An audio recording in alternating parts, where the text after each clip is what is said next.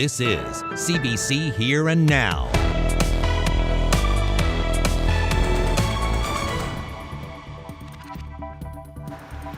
Tonight, the price of gas and other fuels take another big jump, just a day after prices already went up. I'm going to say that sadly, I'm not surprised. Critics slam NL Hydro after an auditor found excessive spending on perks like gifts and booze, but the CEO says changes have been made. Good evening and welcome to Here and Now. I'm Peter Cowan. We start tonight with more rising prices. A day after the price of gas shot up by nearly 6 cents a litre, there's another big jump in the fuel prices. The Public Utilities Board raised the maximum price for gas by 9.3 cents per litre overnight. That puts the new price on the Avalon at almost $1.83 a litre. But it's the cost of other fuels that have really skyrocketed. Diesel is up by more than 17 cents a litre after going up by 10 cents on Wednesday night.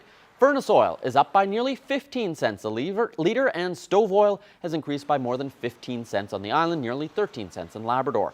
The board blames changes in the commodity markets for the unplanned increase.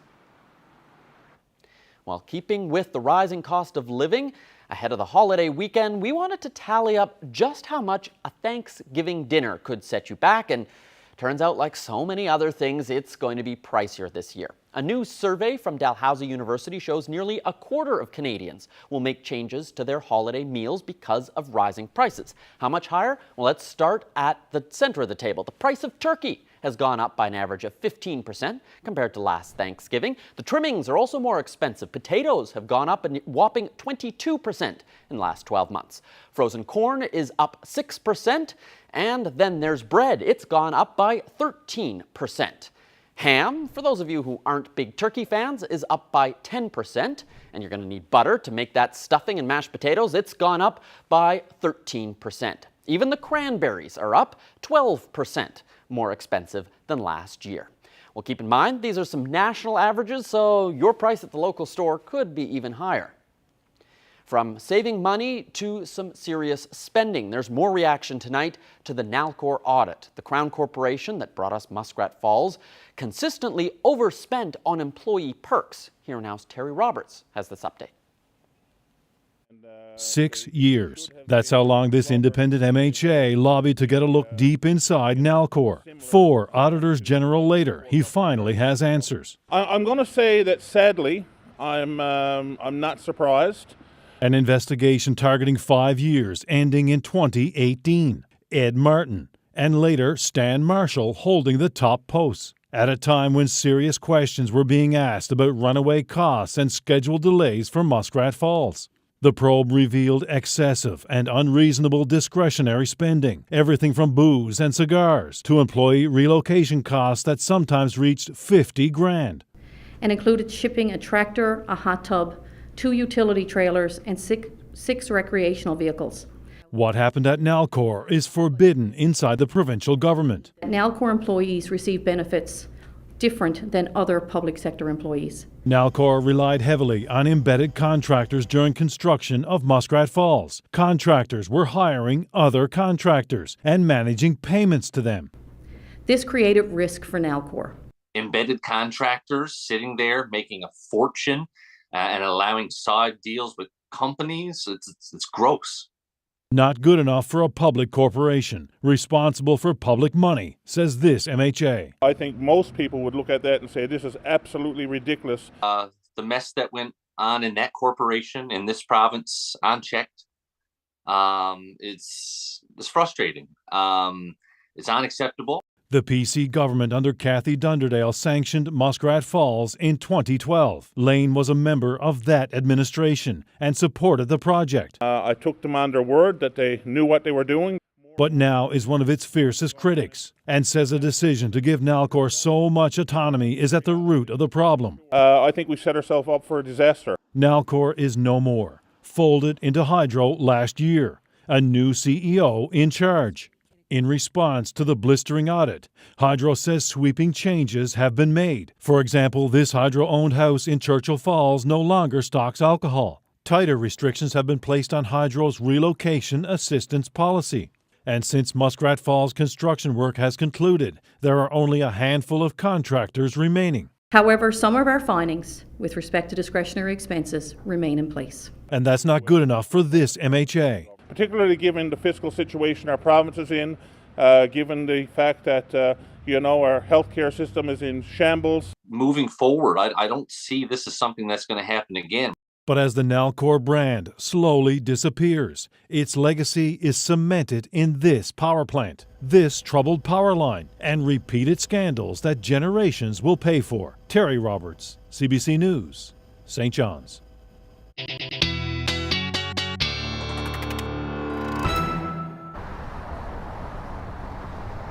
Good evening, I'm Heather Gillis outside our CBC studios on this glorious Friday evening as we head into a long weekend.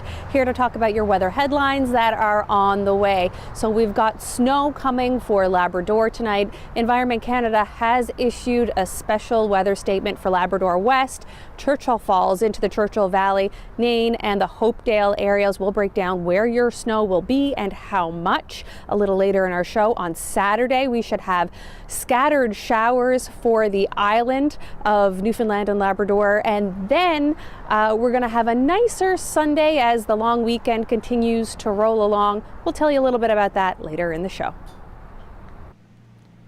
One person died in a car accident this morning. It happened on the Trans-Canada Highway just east of the exit to Bellevue Beach. The RCMP says 2 vehicles hit head-on, and each vehicle was carrying 3 people.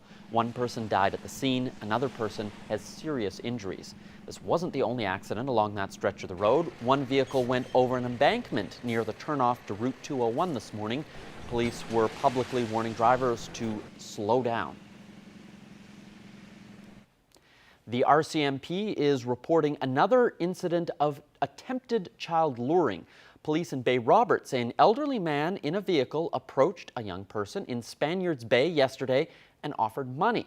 They say it happened late in the afternoon on Rectory Avenue. The young person was approached by an elderly man driving a black Chevrolet SUV who offered him money. The man insisted that the youth walked away. The vehicle is believed to be a Chevrolet Equinox with white and yellow tire rims.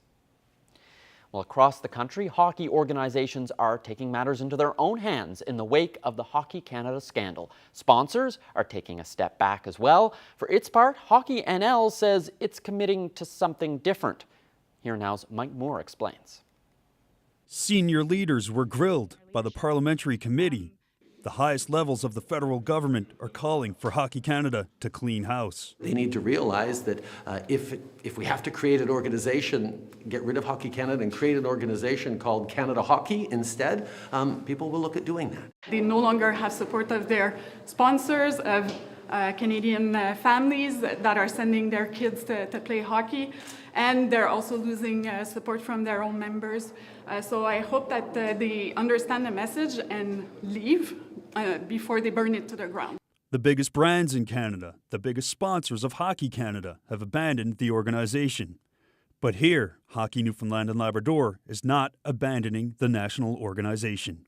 Last night, there was a call between Hockey Canada and provincial organizations across the country. Hockey NL is refusing to do interviews.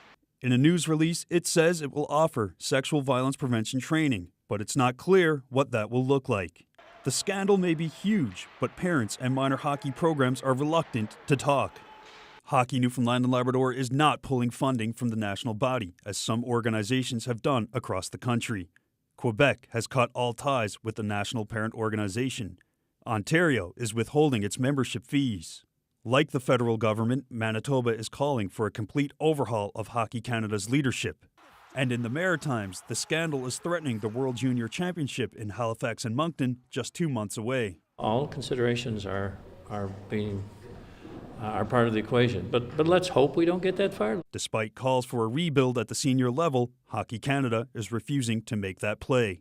How Hockey Canada mishandled the sexual assault scandal has dominated headlines for months, and how the organization's leaders have tripped their way through the scandal will dominate conversations at rinks like this until Hockey Canada can rebuild itself and its reputation. Mike Moore, CBC News, St. John's.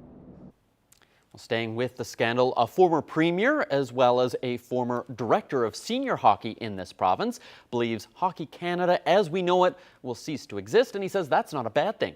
Dwight Ball was a director of senior hockey. He says the governing body of the sport is tone deaf. Hockey Canada has had an opportunity here to actually facilitate some changes. They missed that opportunity, and now that change will be forced upon them. So they've tried just to defend, which what I believe is indefensible, and I don't think that's a very good path to recovery for Hockey Canada. So I think as we know it, they will no longer exist. So what might this mean for the future of hockey in this province? Dwight Ball warns that the silence from Hockey NL could be seen as support for Hockey Canada's actions. We'll have more of that conversation with him coming up a little later in the show.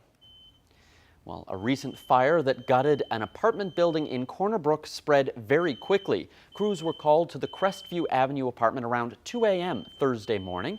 The head of Protective Services says some residents had to escape through windows. 9 families had to be relocated. No people or pets were reported injured. The RNC is continuing to investigate the cause of the fire, but there's concern about just how quickly it was able to spread. You know, we got 8 units here, and that fire traveled very fast through those 8 units. And the National Building Code tells us, or tells the builders or whatever, that the building has to have fire separation. Each unit has fire separation, probably. I think it's in the area of 45 minutes. And our question is, how did that fire travel through all those units in such a rapid speed, you know? And that is Todd Flynn there, the Director of Protective Services with the City of Corner Brook. Well, some other damage now post-tropical storm Fiona, and that damage is still being assessed. The provincial government now says 260 homes have been reported damaged, and more than 800 households have registered with the Canadian Red Cross. Structural assessments have been completed on 254 homes, most of them in southwestern Newfoundland. Well, fans crowded inside the Steele Community Centre in Gander last night. They were hoping to catch some NHL action as the Ottawa Senators beat the Montreal Canadiens 4-3. All part of Kraft Hockeyville 2022. For many, it was their first NHL game and were there to take in the festivities. Have a look.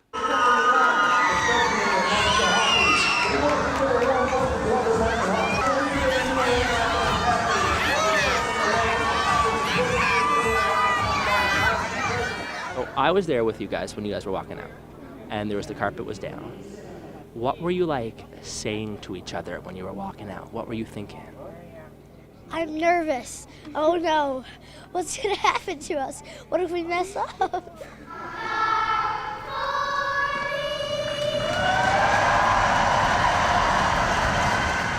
But you guys didn't mess up. I guess not. I guess. It was my first NHL game. And you got to sing at it. Yeah.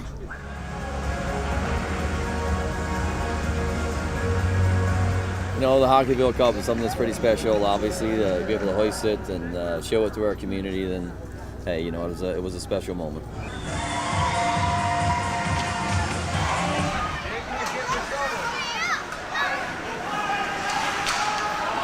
I couldn't really pick a team, so I kind of just cheered for both teams.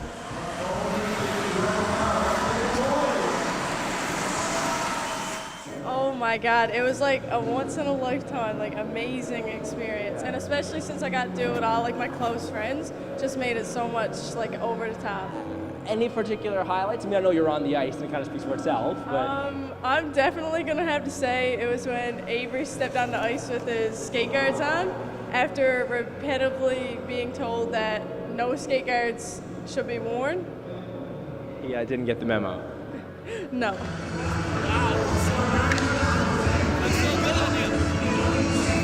My name got drawn for the surprise, and I got a stick. When I was on the ice, Brady Tkachuk came over and he gave me the stick and he put his autograph on the stick, and so I have his autograph on the back of my jersey. And on the stick. Aliana, your friend, Brady Tkachuk. Yeah. So you guys are like best buddies now. I Guess I guess so. You're going to be calling about turkey dinner.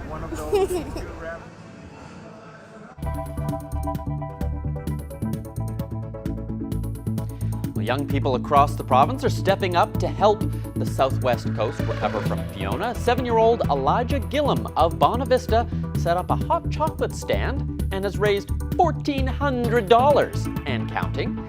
Meanwhile, grade 1s at Bishop White School in Port Rexton have raised more than $500 with a bake sale. Way to go.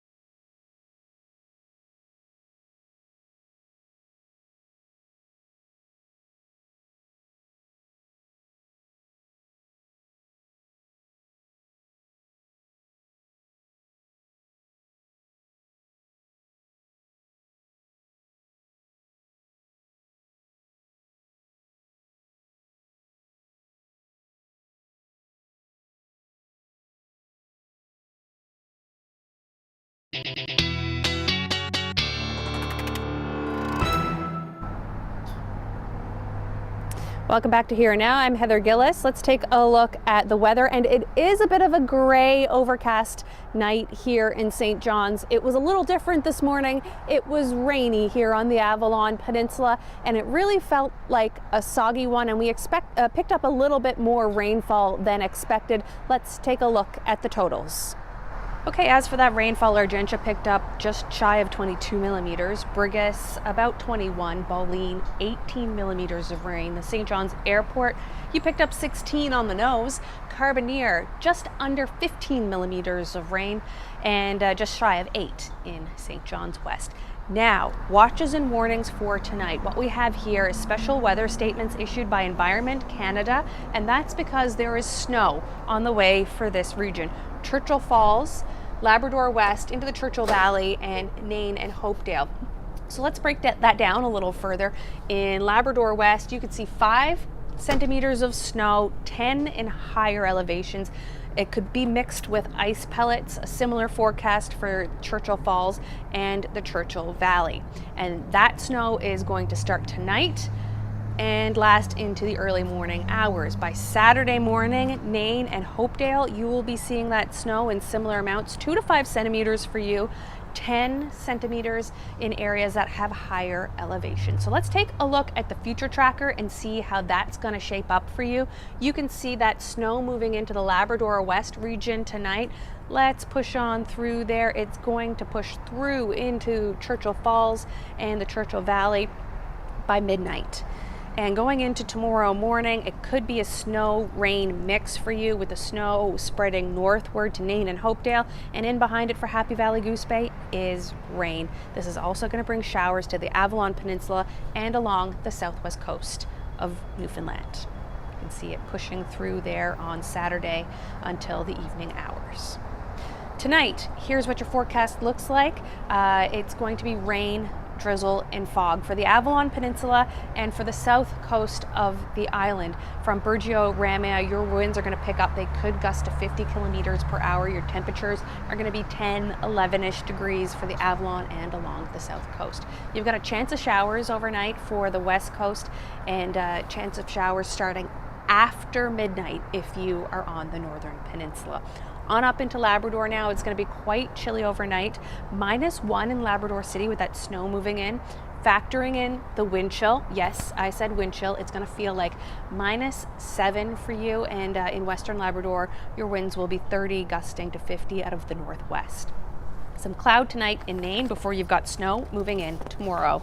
Onto our future tracker, looking at Saturday now again, you can see that snow moving up northward through Labrador, the rain in behind it for Happy Valley Goose Bay, and this is lunchtime here now. Look at that, all the rain.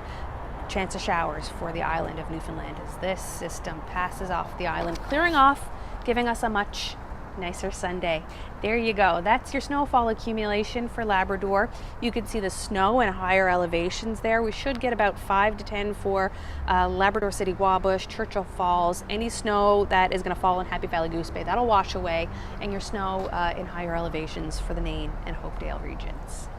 Taking a look at the St. John's area for tomorrow now, the Telly 10 road races tomorrow. So lots of runners will be up nice and early tomorrow to take on that challenging run. So 6 o'clock tomorrow morning, when you're getting ready to get on the bus to go get ready for the Telly 10, it looks like there is a chance of showers. Temperature about 10, 11 degrees for your run tomorrow, with winds from the northeast, 15 to 20 kilometers per hour. Called Environment Canada. They said you could have drizzle on and off tomorrow, so it might be a bit of a damp morning, but you know what, these aren't really bad running temperatures in my opinion. All right, let's take a look at how things are shaping up tomorrow. Temperatures from 13 to 15 for the eastern part of Newfoundland, with a chance of showers. Tomorrow, 40 to 60% chance of showers for this area. Bonavista, 14 degrees, a mix of sun and cloud. Moving on into central Newfoundland now, temperatures 14, 15 degrees again, mix of sun and cloud in central. Down on Harbour Breton though, on the south coast, you're going to have a chance of showers here as well. 60% chance of showers for the south coast, and chance of showers about 40% for the west coast.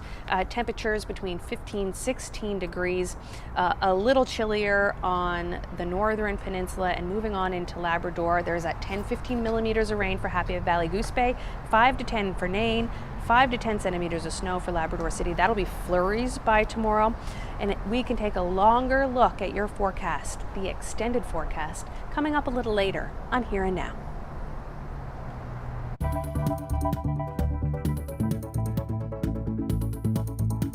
For years, they were sick and didn't know why. Now, a group of women from central Newfoundland are facing off against a giant American company. That story coming up on Here and Now.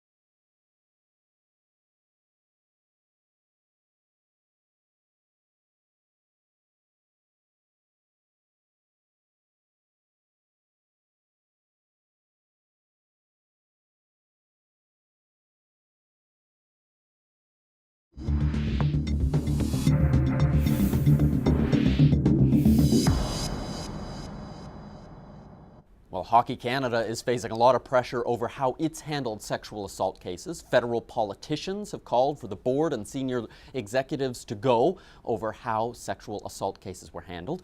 Big-name advertisers have cut ties. The Fifth Estate found, for example, that there were more than 15 cases of group sexual assault that were investigated going back decades. All this has led individual provinces to take measures as well. For example, Hockey Quebec has cut ties with the national group, and in Nova Scotia and Ontario, they're stopping sending money to Hockey Canada. A lot of people involved in the sport are joining the call for changes within Hockey Canada, and my guest is one of them. He's probably better known for the sport of politics, but Dwight Ball has been a lifelong player and fan of hockey, and he was a director of senior hockey in this province. Thanks for joining us. Thank you, Peter. When you look at some of those numbers that the Fifth Estate has uncovered, 15 group sexual assault investigations by police going back decades, money that was taken in by Hockey Canada used to pay out victims, what's your reaction? I think Ailey Wickenheiser, when she made her comments yesterday, she called it disgraceful, disappointing. I think that what we will see in the future is the Hockey Canada, as we once knew it, will no longer exist in the future. And from my perspective, I see that as a good thing. Why is that? Well, you know, they become tone deaf when you have, you know, so many people that are speaking out against this, when you have sponsorship money that's evaporating on a daily basis. Hockey Canada has had an opportunity here to actually facilitate some changes. They missed that opportunity, and now that change will be forced upon them. So they've tried just to defend, which what I believe is indefensible, and I don't think that's a very good path to recovery for Hockey Canada. So I think as we know it, they will no longer exist. You were on the board for a hockey league. You were involved with Hockey Newfoundland and Labrador. What do you make of the fact that they've put out a statement, but it's been fairly muted? They've talked about some of the actions they've taken, but haven't criticized Hockey Canada itself and the actions that that group has taken. Yeah, so what we've seen other provinces that have taken action. In this case here, that silence can be seen as supportive. I'm hoping that's not the case, but I do believe, you know, the right thing for Hockey Newfoundland and Labrador to do is to do what it takes to lead from other provinces, and don't miss the opportunity to be involved and to once again be part of the change that's required. As I said, people have lost confidence in Hockey Canada now. This is just not about piling on. This is about doing the right thing for hockey organizations across the country. So do not want to make it seem that silence is supportive, but that is what it looks like today. A lot of the focus has been on Hockey Canada, but as someone who's been involved in the sport at a much lower level, well, you know, before this interview, for example, you mentioned you were playing hockey this week. Is this a Hockey Canada problem, or is this a hockey culture problem? I think it's probably a cultural problem that's been caused by Hockey Canada. I mean, something that's been on the go, and now we're seeing incidents, you know, that were known back in the, as you mentioned, back for decades right now.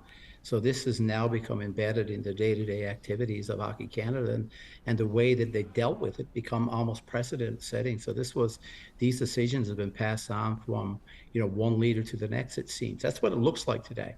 So this is the reason why I think the review that's ongoing, maybe some of this will be highlighted, but it needs fixing. And the group that's there have missed the opportunity to actually, as I mentioned, to facilitate that change. And now the feedback that you're seeing from Canadians from coast to coast, you know, politicians, you know, corporations and families, you know, that change will now be forced upon Hockey Canada, and it should be. How much of a role do you think the sort of grassroots level hockey has to play in that culture change?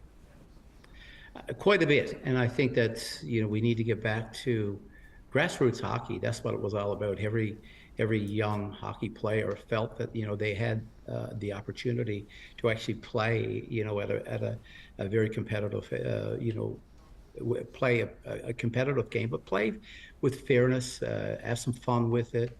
It's become you know, encouraged because of physical activity, which we want to see our young people and even some of our older adults, as you mentioned already, people my age. I played hockey lately with, you know, people in their 70s, and we enjoy the game.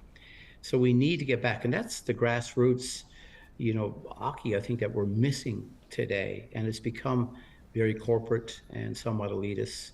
And it's been a bit of an issue now that's been ongoing for quite some time. So I think I would encourage them to start having discussions about what the grassroots hockey looks like across this country, including right here in Newfoundland and Labrador. Well, former Premier Dwight Ball, I appreciate you joining us and sharing your perspective on this. Thank you. Thank you, Peter.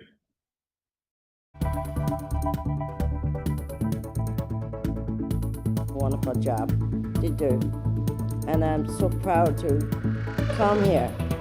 Just ahead, Crosstalk host Adam Walsh takes us inside the gathering place in St. John's. We meet some of the people who rely on this facility and see some of the services it provides.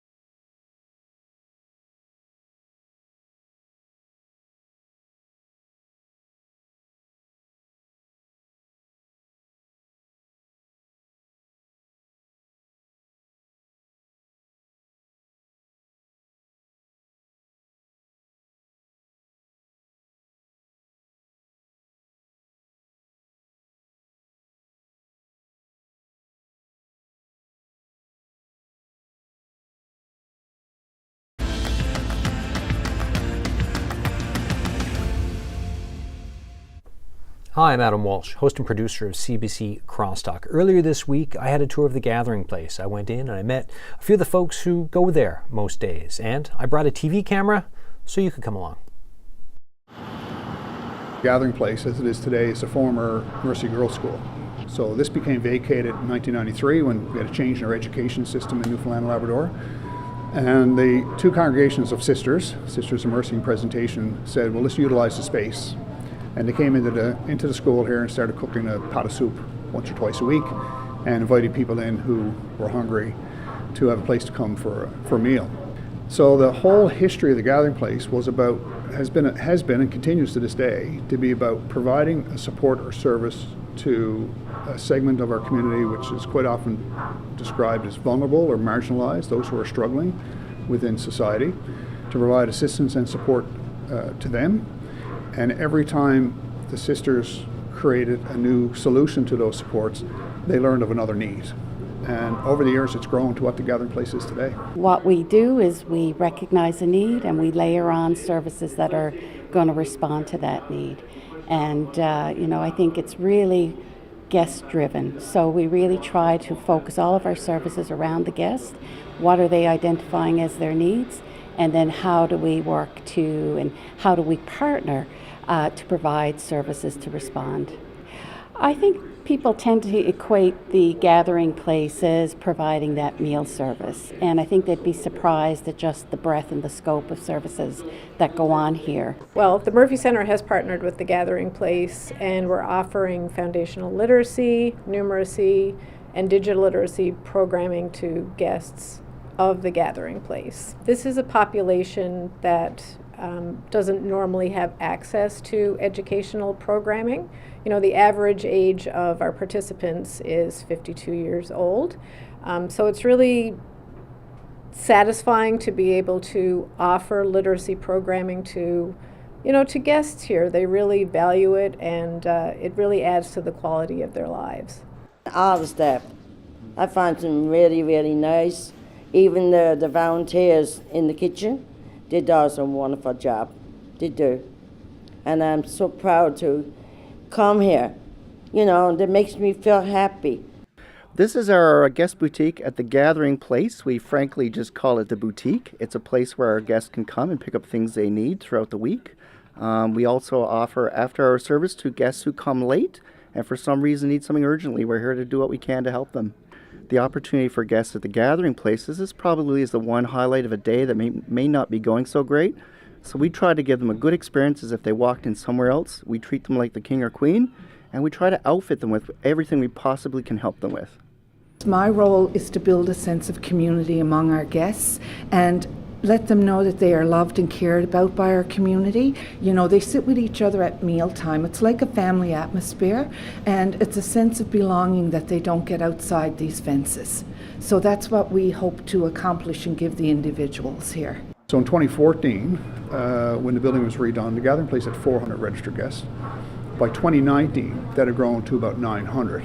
And from 2019 to today, not that long ago, we've gone from 900 to about 2,000 registered guests. So that's time through the pandemic, through economic challenges that not only the country and the province and the country and the world has seen over the last number of months, but those new level of challenges within society has certainly added to the growth and demand for services here. And our goal is to create multi-leveled housing. So we'll create a permanent shelter. We have a 30-bed temporary shelter right now. We want to establish a 40-bed permanent shelter. But we also want to create transitional housing. So that's housing a little bit more independent from the shelter, where we are in the process of assisting and supporting guests in transitioning back to an independent living model, either through their own apartment or rental property or adequate bed sitting accommodations, something more independent. And we're also creating 2 floors of supportive housing. When you come to work in a place here like the Gathering Place, you realize how much we are privileged and do take for granted. And it's only on the kindness of others that we're able to provide the services and programs and supports that we can here. Well, as we mentioned earlier on Here and Now, the price of your Thanksgiving meal is going up. That's something you might not be thankful for. Here's the CBC's Cameron McIntosh with a look at that turkeyflation. Have a good one. Dining on a budget.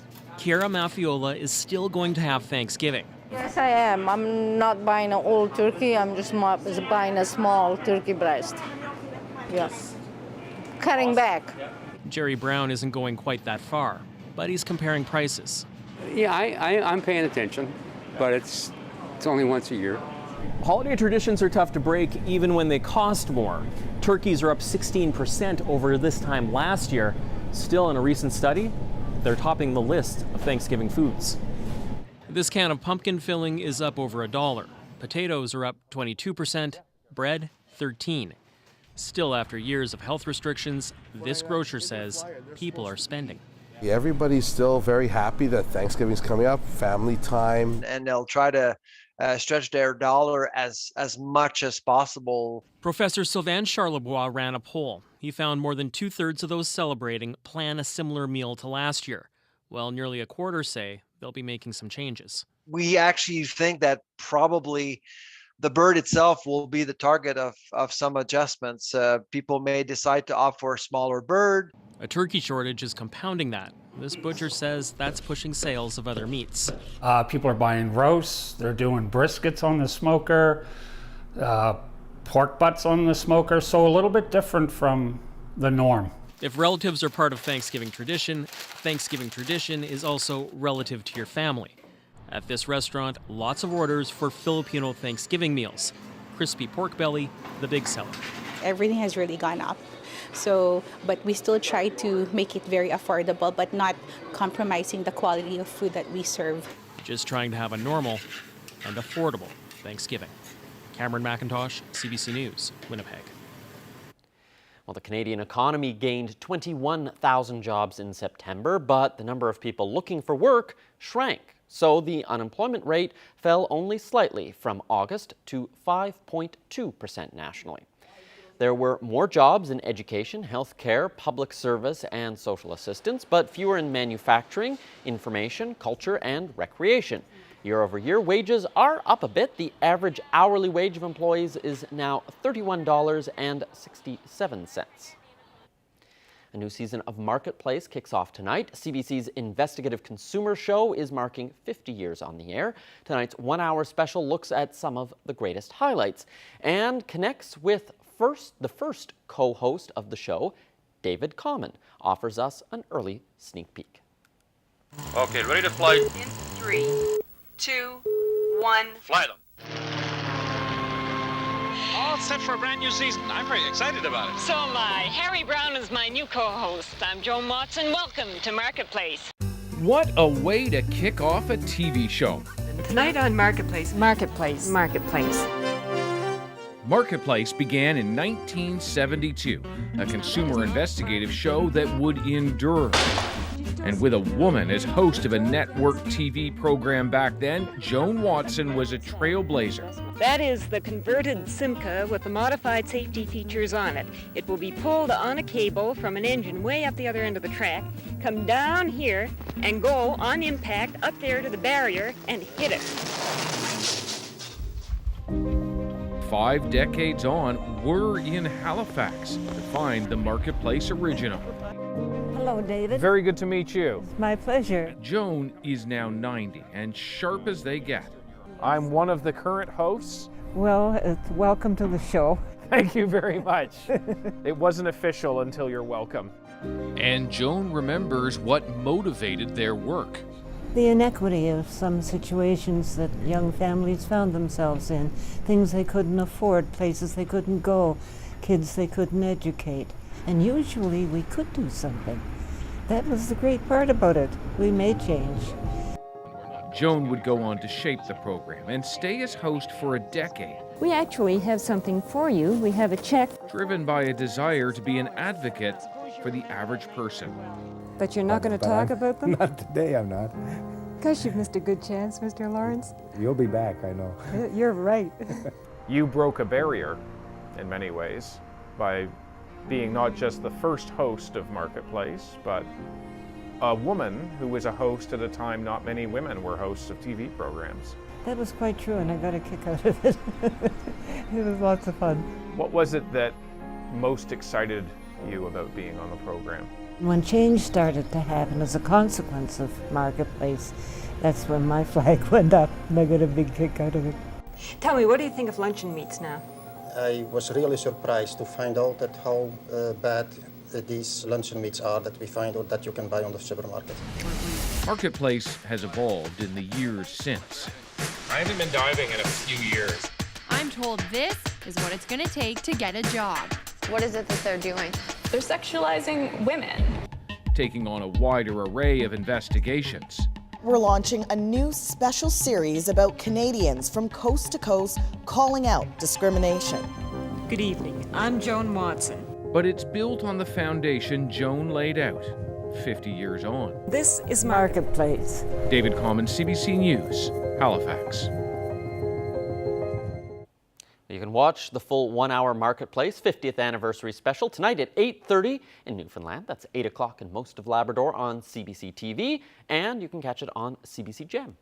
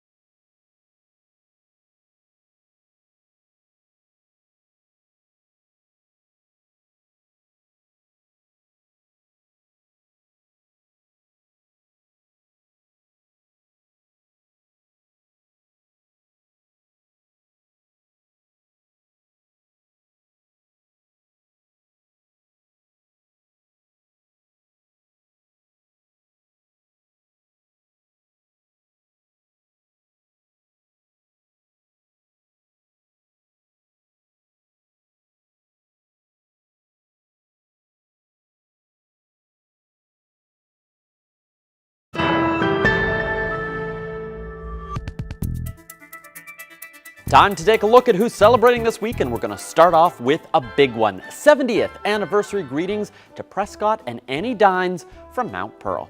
Happy 50th anniversary to Roger and Roxanne Pinson of Cold Brook. Sending happy anniversary greetings to Garfield and Honor Hounsell of Wareham, who are celebrating their 70th wedding anniversary. Congratulations to you both. Norma and Leander Ellsworth, formerly of Summerside, now living in Springdale, are celebrating 50 years married. Wishing Austin and Susie Park of McIvers a happy 70th anniversary. We've got a lot of 70ths this week. Happy 54th wedding anniversary to Ron and Renora Perry of Gambo. Happy 56th anniversary to Karen and Howard Watts of Norris Point. Freeman and Macy Brake of Cornerbrook are celebrating their 64th wedding anniversary. Wishing Naaman and Doris Moland of Mount Pearl a very happy 67th wedding anniversary. Happy 50th anniversary greetings going out to George and Dulcie Flynn of Musgrave Harbor. Happy 50th wedding anniversary going out to Betty and Derek Sullivan. Wishing Irma and Sterling Freak of Appleton a happy 69th wedding anniversary. Happy 50th anniversary greetings going out to Liz and Clem Osborne from Seal Cove, White Bay, currently living in Maddox Cove. Wishing Russell and Linda Wells of McIvers a happy 60th wedding anniversary. Happy anniversary to Shirley and Donald Boone, formerly of Bishops Falls, now living in Gander. Happy 60th anniversary to Bill and Teresa Oliver of Gull Island, Conception Bay North. Happy 60th anniversary to Peggy and Wilson Brown, originally from Twillingate, they're now living in Brampton, Ontario. Happy 50th anniversary to Jim and Linda Kennedy of Gander. Happy 63rd wedding anniversary to Matthew and Sarah Fudge, formerly of McCallum, but now living in St. John's. Happy 50th anniversary to Patsy and Richard Gooby of Queens Cove, Trinity Bay. Anniversary greetings going out to Lavender and Stella Barney of Lansaloo on their 58th wedding anniversary. Bill and Daisy Dowding are celebrating their 55th anniversary. They live in Mount Pearl. Happy 58th wedding anniversary to Banfield and Eva Fudge, originally from Ramia, now living in Milltown. Now to some birthdays. Happy 93rd birthday to Cora Spencer from Port Basque. Happy 94th birthday to Josephine Roach from Bay Roberts. Happy 97th birthday to Genevieve Turpin, formerly of St. Lawrence, now living in Alliston, Ontario. Susie Young of Beachside is celebrating her 91st birthday. Happy 90th birthday to Ernie Power. Happy 95th birthday to Martin Ryan of Stephenville. Elsie Bradley of Eastport celebrates her 95th birthday tomorrow. Margot Reed of St. John's will be 95 this coming Sunday. She still volunteers with the Canadian Cancer Society. Happy 91st birthday to Abe Pittman of Deer Lake. Happy birthday to Joseph Hopkins of Greens Harbor, who will be 95 this weekend. Congratulations and best wishes to Melvin Grandy of Garnish, who is celebrating his 96th birthday. We're told he still loves to watch the Blue Jays and the Maple Leafs. Happy birthday. Well, he'll be loving the Blue Jays playoff run. What a great group we have celebrating this week. We had a few behind-the-scenes issues today, so as a result, we may not have gotten your birthday or anniversary greeting into our system properly. So if we missed it, apologies, but we promise we'll get it on next week.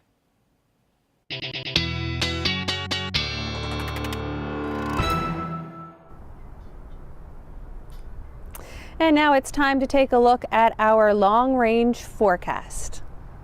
Let's take a look at your extended forecast now. So Saturday evening, it looks like we'll have rain moving across much of Newfoundland, things clearing out for Sunday. Let's take a look here now. It should be 17 degrees in St. John's, chance of showers for most parts of the island, with your temperatures in the low to mid-teens for most parts of the island, 9 in St. Anthony. When we move up into Labrador, our temperatures are going to drop a little bit, all in the single digits, 2 in Labrador City with some flurries on Sunday. Should be a nice day though along the coast of Labrador, temperatures ranging from 2 to 4 degrees under a mix of sun and cloud. The overnight into Sunday for this long Thanksgiving weekend looks like it should be decent. Let's take a look at those Monday temperatures. If you are lucky enough to have it on, it looks like we will also have a chance of showers, just like Sunday. Temperatures again a little warmer, but still in the lower double digits, dropping off to the single digits for the west coast and the northern peninsula.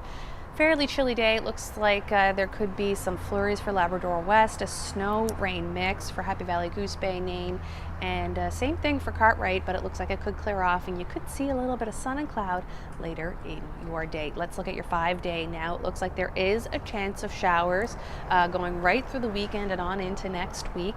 It looks like you could see some sun and cloud though, depending on how the forecast pans out for the eastern portion of the province. Into central Newfoundland, it looks like you'll have a chance of showers Sunday, Monday, and Tuesday. A mix of sun and cloud though on Wednesday. Temperatures in the mid-teens to start out, dropping down to 9 degrees on Tuesday, possibly 10 on Wednesday. For the west coast, it looks like you got a chance of showers throughout the weekend into Monday and Tuesday. Things clearing off possibly on Wednesday. For western Labrador, it looks like you've got flurries in the forecast and a chance of flurries until Wednesday. And then for eastern Labrador, it looks like you're going to start out with that rain on Saturday, and you'll have a chance of a rain-snow mix on Monday and Tuesday. This is our weather photo.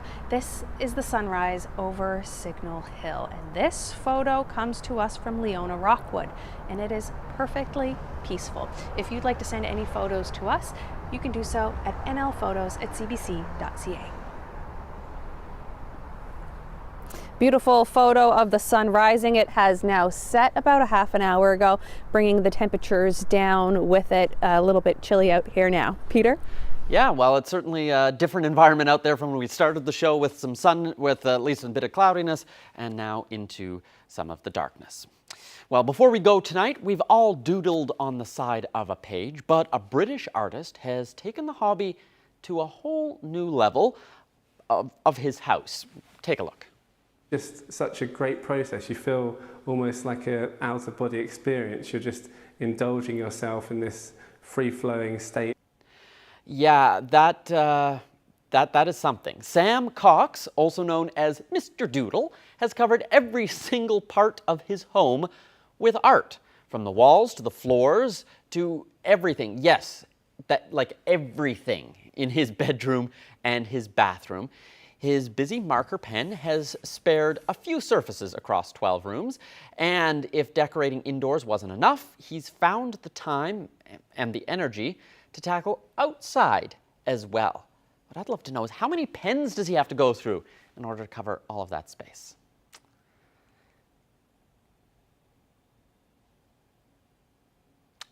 And that's it for us on Here and Now for this long weekend Friday. Don't worry, we'll be here with a half-hour holiday Monday edition of Here and Now on Monday.